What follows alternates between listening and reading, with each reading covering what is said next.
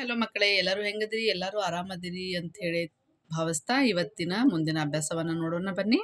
ಇಲ್ಲಿ ನೀವು ನೋಡ್ದಂಗ ಈ ಅಭ್ಯಾಸ ಕೆಳಗಿನ ವಾಕ್ಯಗಳಲ್ಲಿರುವ ದೋಷಗಳನ್ನು ಸರಿಪಡಿಸಿ ಬರೆಯಿರಿ ಅಂತ ಕೇಳ್ಯಾರ. ಅದ್ರೊಳಗೆ ಮೊದಲನೇ ಪ್ರಶ್ನೆ ಏನಿತ್ತಪ್ಪ ಅಂದ್ರೆ, ಭಾರತ ದೇಶದ ದಕ್ಷಿಣಕ್ಕೆ ಹಿಮಾಲಯ ಪರ್ವತ ಇದೆ ಅಂತ ಹೇಳ್ಯಾರ. ನೋಡೋಣ ಮಕ್ಕಳೇ, ನೀವು ಇದು ಒಂದು ನಾನು ನಿಮಗೆ ಎಕ್ಸಾಂಪಲ್ ಅಂತ ಹೇಳ್ಕೊಡ್ತೀನಿ. ಇದನ್ನ ಸರಿಪಡಿಸಿ ನೀವು ನನಗೆ ಕಮೆಂಟ್ ಒಳಗೆ ಹೇಳ್ರಿ. ಅದೇ ರೀತಿಯಾಗಿ ಎರಡನೇದು ನೋಡೋಣ ಬನ್ನಿ. ದಕ್ಷಿಣ ಪೀಠ ಭೂಮಿಯನ್ನು ಸಮುದ್ರಗಳು ಸುತ್ತುವರೆದಿವೆ.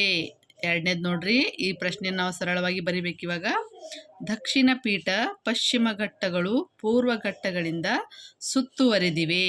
ಎರಡನೇದು ನೋಡಿದಿವಿ. ಅದೇ ರೀತಿಯಾಗಿ ಮೂರನೇದು ನೋಡೋಣ. ನಮ್ಮದು ಬಹುಭಾಷೆ ಹೊಂದಿರುವ ಸಣ್ಣ ದೇಶ. ಅದನ್ನು ನಾವು ಹೆಂಗೆ ಬರಿಬೇಕು ನೋಡ್ರಿ. ನಮ್ಮದು ಬಹುಭಾಷೆ ಹೊಂದಿರುವ ದೊಡ್ಡ ದೇಶ ಅಂತೇಳಿ ಉತ್ತರ ಬರೀಬೇಕು. ಅದೇ ರೀತಿಯಾಗಿ ಮತ್ತೆ ಏನು ಮುಂದೆ ನೋಡೋಣ. ಇದು ಏನಂತಂದ್ರೆ ಅ ಪಟ್ಟಿಗೆ ಬ ಪಟ್ಟಿಯನ್ನು ಹೊಂದಿಸಿ ಬರೆಯಿರಿ ಅಂತ ಕೇಳ್ಯಾರ. ಅದಕ್ಕೆ ನಾವೇನು ಮಾಡ್ಬೇಕು ನೋಡ್ರಿ. ಅ ಒಳಗ ಏನೈತಪ್ಪ ಅಂದ್ರೆ ಹಿಮಾಲಯ, ಕನ್ನಡ, ಕಾವೇರಿ, ಪಂಪ, ಕ್ರೈಸ್ತ ಅಂತ ಅದಾರ. ಇಲ್ಲಿ ಬ ಪಟ್ಟಿ ಒಳಗೆ ಸಮುದ್ರ, ಕವಿ, ಪರ್ವತ, ಭಾಷೆ, ನದಿ, ಧರ್ಮ ಅಂತ ಐತಿ. ಈಗ ಮೊದಲೇ ನಾವು ಏನು ನೋಡಬೇಕು, ಹಿಮಾಲಯ ಏನೈತಿದ, ಹಿಮಾಲಯ ಪರ್ವತ ಅಂಥೇಳಿ ನೋಡ್ರಿ. ಆಮೇಲೆ ಇದು ಎರಡನೇದು ಕನ್ನಡ ಭಾಷೆ ಅಂತೇಳಿ ಹೋಗ್ಬೇಕು. ಆಮೇಲೆ ಇದು ಕಾವೇರಿ ಏನೈತಿ, ಕಾವೇರಿ ಏನು ಹೆಸರು ಐತಿ, ಏನೈತಿ, ಇದು ನದಿ ಐತಿ, ಕಾವೇರಿ ನದಿ ಅಂಥೇಳಿ ಇಲ್ಲಿ ಹಾಕಬೇಕು. ಅದೇ ರೀತಿಯಾಗಿ ಪಂಪ ಇವ್ರು ಯಾರು, ಏನದಾರು, ಅದಕ್ಕೆ ಕವಿ ಅಂಥೇಳಿ ಹಾಕಬೇಕು. ಇಲ್ಲಿ ಕ್ರೈಸ್ತ ಐತಲ್ಲ, ಅದಕ್ಕೆ ಏನಂತ ಹೇಳಿ ಕರಿಬೇಕು ನಾವು, ಧರ್ಮ, ಕ್ರೈಸ್ತ ಧರ್ಮ ಆಯ್ತಿದು. ಆಮೇಲೆ ಇಲ್ಲೇನು ಕೇಳ್ಯಾರಪ್ಪ ಅಂದ್ರೆ, ನೀವು ನೋಡ್ಬೋದು. ಒಂದು ನಿಮಿಷ. ಆವಾಗ ಇಲ್ಲಿ ನೋಡ್ರಿ, ನಾವೀಗ ಈ ಅಭ್ಯಾಸವನ್ನು ನೋಡೋಣ. ಬಿಟ್ಟ ಸ್ಥಳಗಳನ್ನು ಆವರಣದಲ್ಲಿ ನೀಡಿರುವ ಪದಗಳಿಂದ ಸರಿಯಾದುದನ್ನು ಆರಿಸಿ ಬರೆಯಿರಿ ಅಂತ ಹೇಳ್ಯಾರ.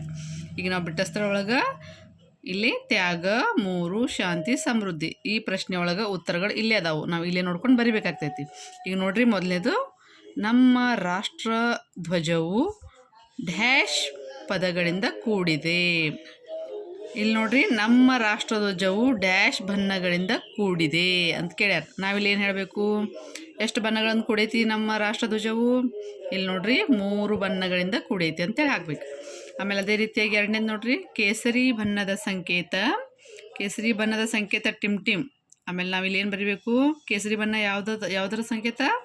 ತ್ಯಾಗದ ಸಂಕೇತ. ಮೂರನೇದು ಏನಪ್ಪ ಅಂದ್ರೆ, ಬಿಳಿಯ ಬಣ್ಣದ ಪ್ರತೀಕ ಟಿಮ್ ಅಂದ್ರೆ ಏನಿದು, ಬಿಳಿ ಬಣ್ಣದ ಪ್ರತೀಕ ಯಾವುದಾಗ್ತೈತಿ?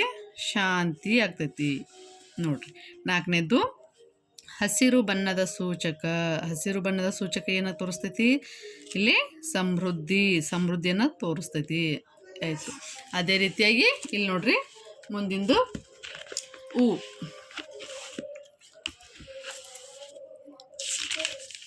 ಈಗ ನಾವು ಹೂವನ್ನು ನೋಡೋಣ.